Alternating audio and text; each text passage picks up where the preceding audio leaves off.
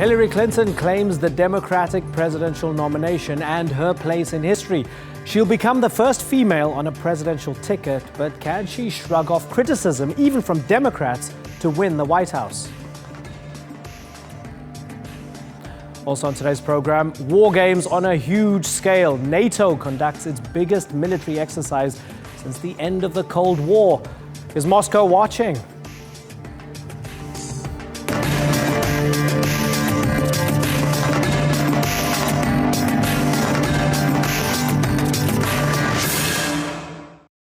Hello and welcome to the Newsmakers with me, Imran Garda. Not once since George Washington was elected in 1789 have Americans had the opportunity to vote for a female leader from a major political party. 44 men later, history is about to be made. Hillary Clinton has claimed the Democratic nomination after wins in the latest primaries, including the big prize of California.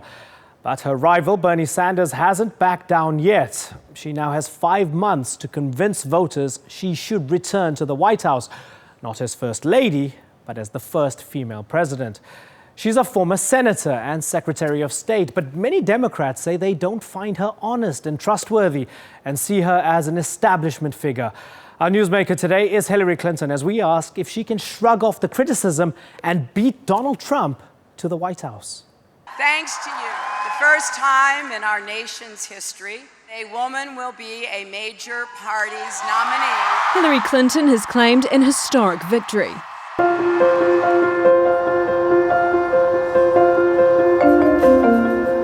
Shattering the glass ceiling in US politics. Tonight's victory is not about one person. It belongs to generations. But for her rival Bernie Sanders, the race isn't over. We are going to fight hard. He's promising to take the fight right to the Democratic convention, hoping to change the minds of the superdelegates and prove that the claim of victory is rather presumptuous.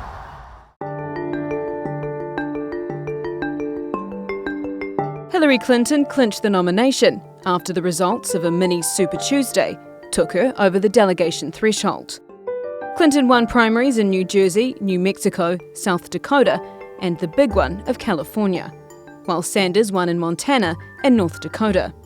Clinton now has 2,755 delegates, taking her over the 2,383 needed, while Sanders has 1,852. But these totals include superdelegates, who don't cast their vote until the convention. Superdelegates are mostly made up of party elites, and Sanders is challenging what he calls a biased, self-serving establishment.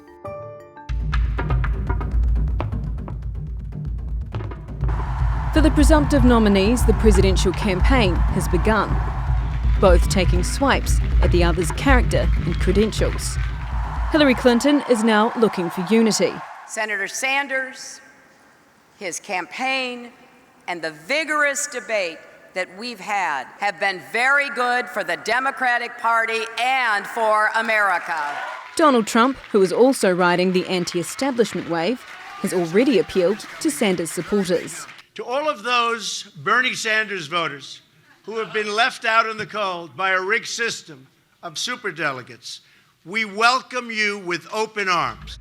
Sanders has made his feelings about Trump as president clear, so is continuing the fight to be the Democratic nominee, a lost cause that will push the Bernie or bust camp to the other side. Yvette McCullough, The Newsmakers.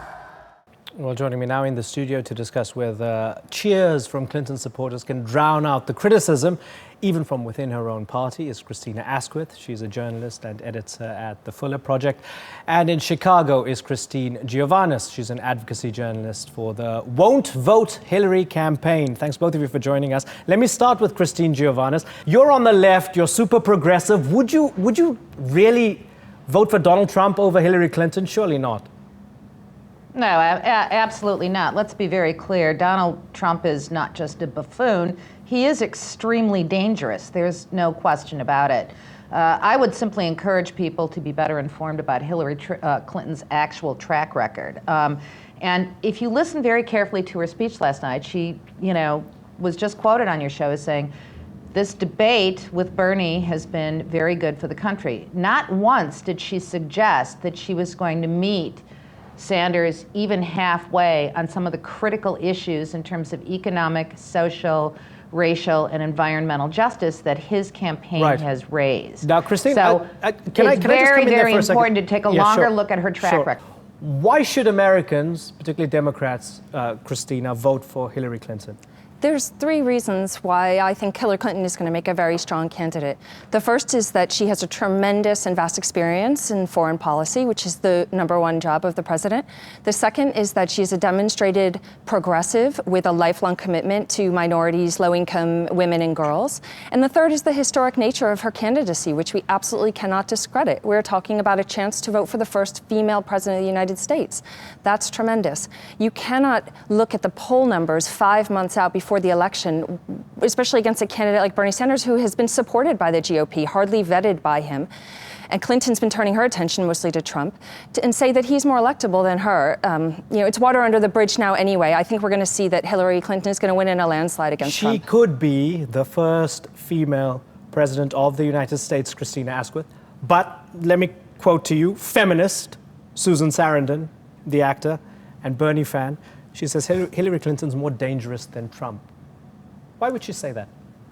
That's so ridiculous, and I can't even begin to argue against someone like an actress. I can tell you, though, that there's... If I may, perhaps the facts will actually help illuminate why someone like Susan Sarandon would say that. And I think it's very useful to go through a point-by-point rebuttal of what my colleague. Okay, Christina I'm going to get to foreign policy in just a moment. So let's pause foreign policy for a second because I'm going to get to it.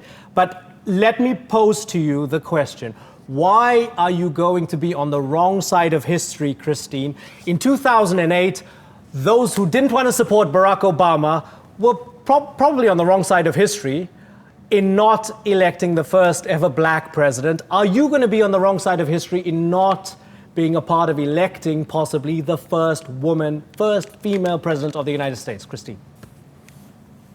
Well, by that logic, supporting the first female president of the United States, I should have embraced the McCain-Palin presidential run, because Sarah Palin was on the ticket as the vice presidential candidate, an outright fascist, happened to be a GOP candidate. By that logic, I should have been thrilled at Margaret Thatcher's tenure as the head of a political apparatus in the United Kingdom and Great Britain that decimated working class people and their institutions. By that logic, I should, be a wild-eyed fan of Imelda Marcos, who, standing beside her husband, profited enormously from the spoils of one of the most vicious dictatorships in the history of the country. So you made your point. I say that I want to support Hillary simply because Hillary is a woman. Fair enough. When Hillary herself has a horrible record when it comes to the well-being of women and children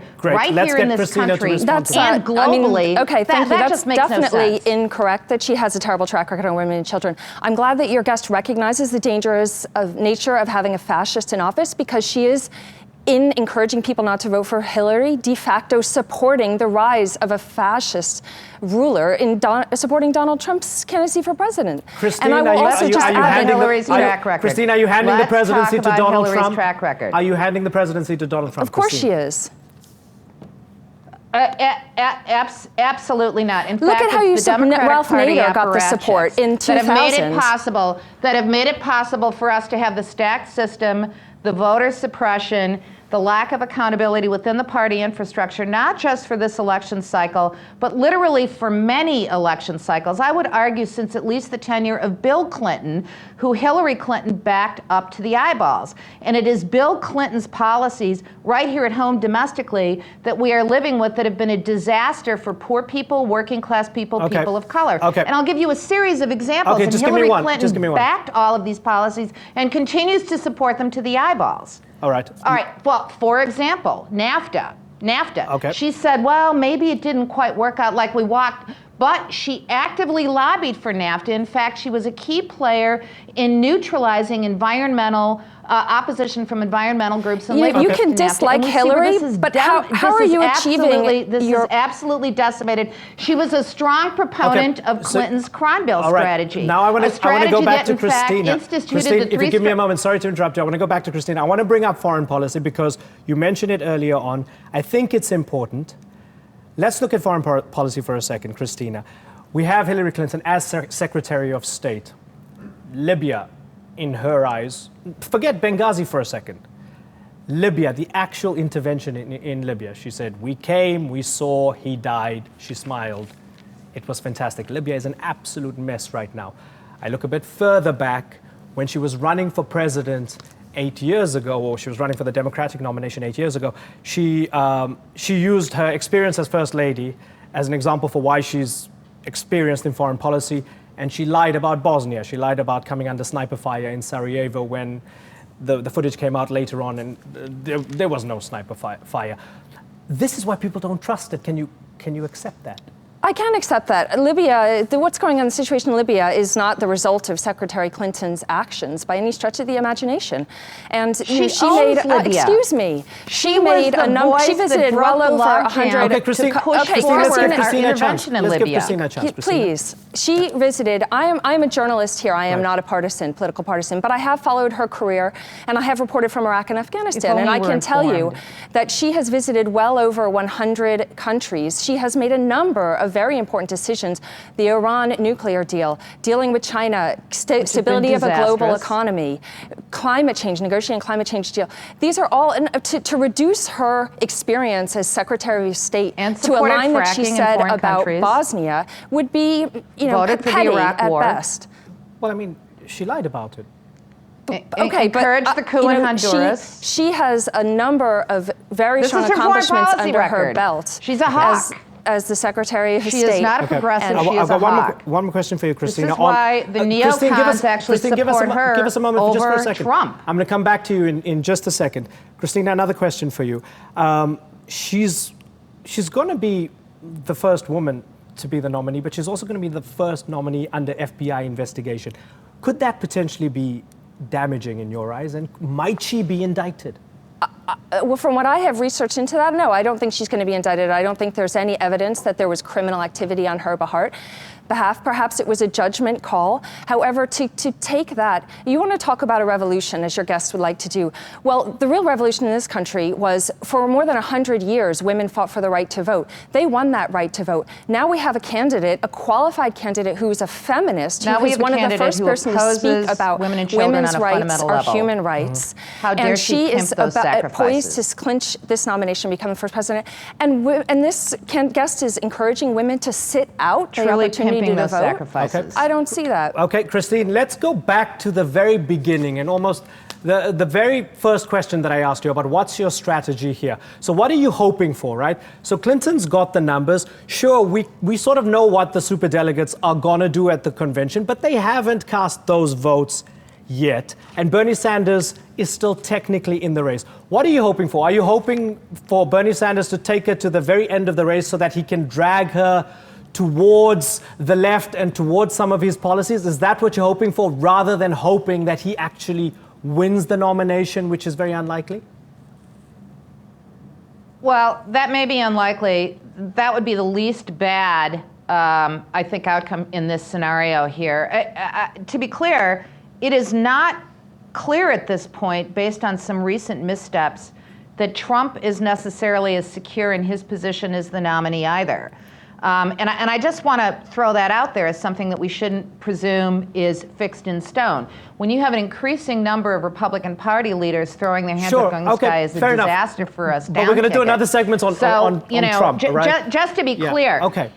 But the reality is that going forward to the convention, it's extremely important, I would argue, that the Clinton project be held to a standard in terms of actually defining its position on the issues, instead of talking in platitudes that does everything to dance around where she really stands on the issues, because she did nothing to declare her position on the issues, on any issues at all last night in her so-called acceptance speech.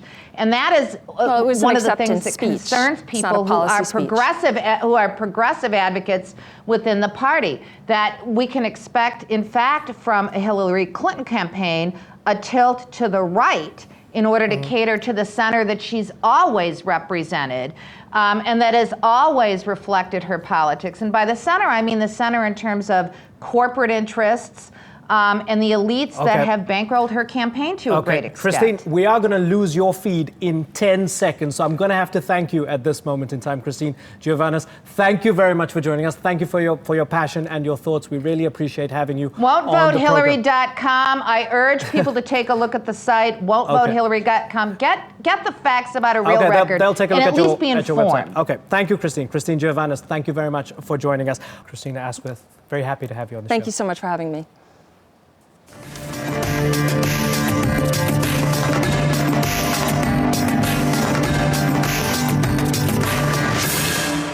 Thousands of soldiers and armored vehicles are on the move across Eastern Europe. But don't fear, the war is not real. NATO is conducting its biggest military exercise since the end of the Cold War. 19 member states and 5 other countries are taking part in drills on land, sea, and in the air. The reason? Growing concerns about Russia. The Newsmakers Duncan Crawford is watching the exercises take place in Poland.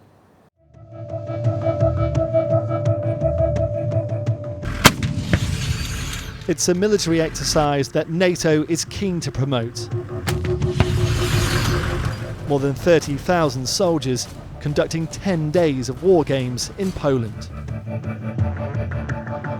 A show of strength at a tense time as many European countries fear a resurgent Russia. There should be no doubt in anybody's mind about the commitment of the United States to security and stability in Europe. We must avoid accidents and incidents spiraling out of control. A new Cold War is in nobody's interest. Tensions have heightened ever since Russia annexed Crimea in 2014 and backed pro-Russian separatists in eastern Ukraine. Relations are worse than at any time since the end of the Cold War. These exercises are meant to reassure countries worried about a potential Russian attack, but they could also antagonize Moscow.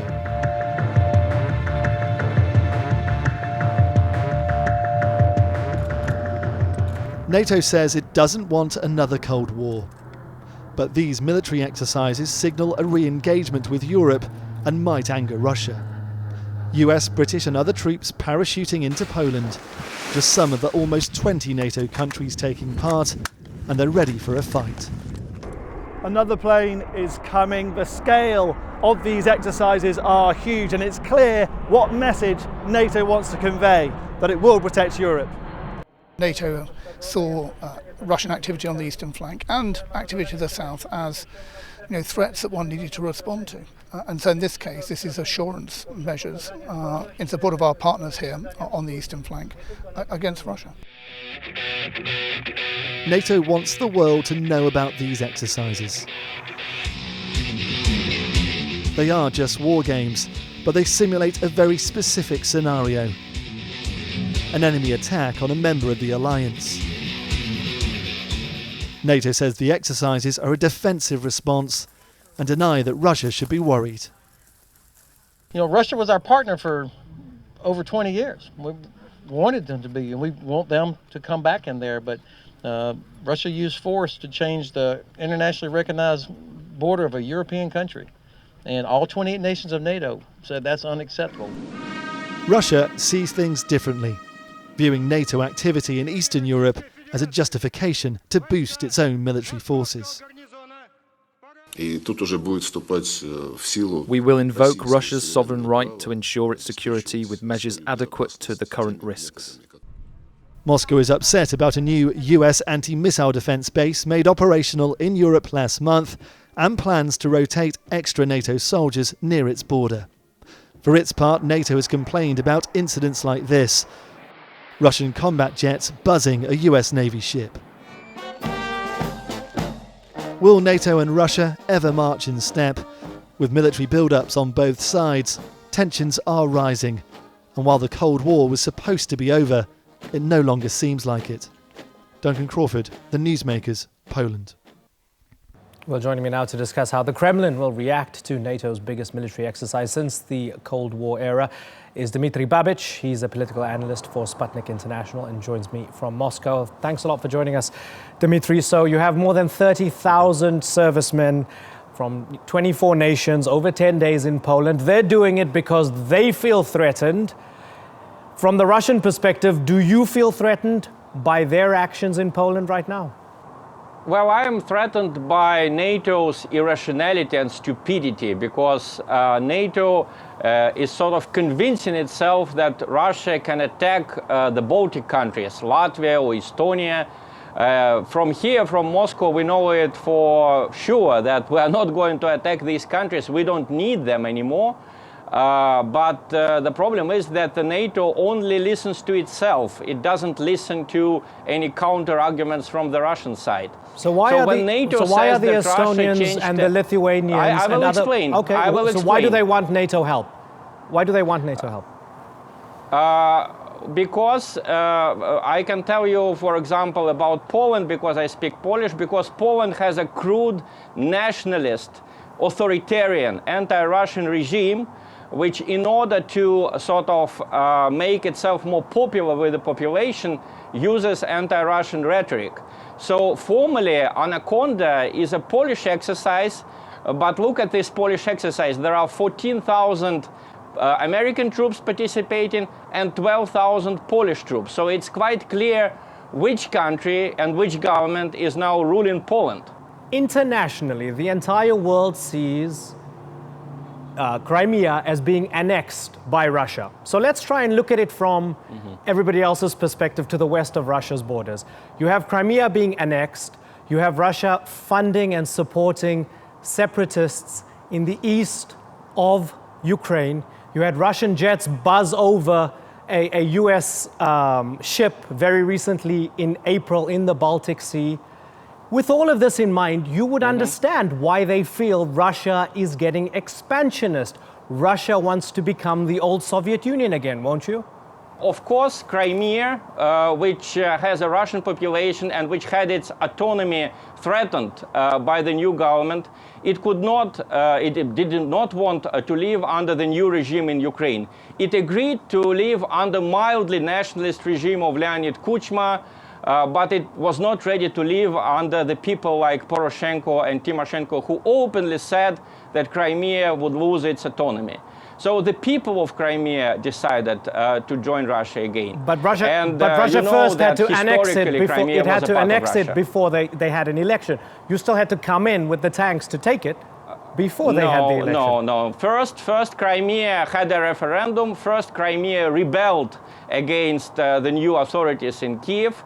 And in Donbass, the people whom you call pro-Russian separatists, they held a referendum in the spring of 2014 at which the majority of people voted for federalization of Ukraine. I don't understand what is so illegal about making a country a federation. Okay, so why doesn't the United Nations? Why doesn't the United Nations accept it? Finish. Okay, I let you finish. So let me finish. So okay? let me add a question to it then. You keep interrupting me, and then you ask me what did you get wrong. Dimitri, I will tell you what you get wrong. Dmitry, why doesn't the United Nations then recognize Crimea as an independent, as a part of Russia, and why doesn't it recognize the east of Ukraine as independent, if what you're saying is right?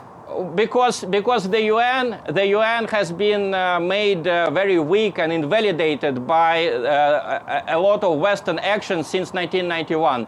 The Western attack against Yugoslavia in 1999 was against the UN rules. The Western invasion of Iraq in 2003 was against the UN rules. So if someone is to blame for the fact the United Nations is now irrelevant, it is not Russia, it is the United States, the United Kingdom, and a few other countries in the West. Okay, final question for you, Dmitry. Does NATO have a right to exist? I think the NATO certainly has a right to exist like any alliance. But the way it operates right now is simply very dangerous. When you say that the Russian planes buzz over American warships in the Baltic, please look where the United States is and look where Russia is. But they did buzz over them. These US ships were... They buzzed over it because these ships were in 10 minutes flight from St. Petersburg, which is the second capital of Russia. And they were thousands of miles, tens of thousands of miles away from the United States. When the Soviet ships were nearing Cuba in 1962, the American warplanes buzzed over them. And I think it was fair because these ships were not at home. Americans should not be at home in 2 minutes away from St. Petersburg. They will be buzzed in future if they try to come close to our cities. Dmitry Babic, it's been great getting your perspective. They had a chance to be friends, but they didn't want to. Okay, that's very ominous then. Dmitry, thank you very much. Today's newsmaker has been Hillary Clinton, as we asked if she can overcome Donald Trump to win the White House. Clinton has claimed the Democratic presidential nomination after wins in the latest primaries, including the big prize of California. Despite her qualifications for office, many Democrats, people on the left who you would expect to be excited about the first woman to be a nominee, are not convinced. They just don't trust her and continue to support Bernie Sanders, even if the numbers are clearly in Clinton's favor. You've been watching this edition of the Newsmakers with me, Imran Garda. As always, thanks for watching. Bye-bye.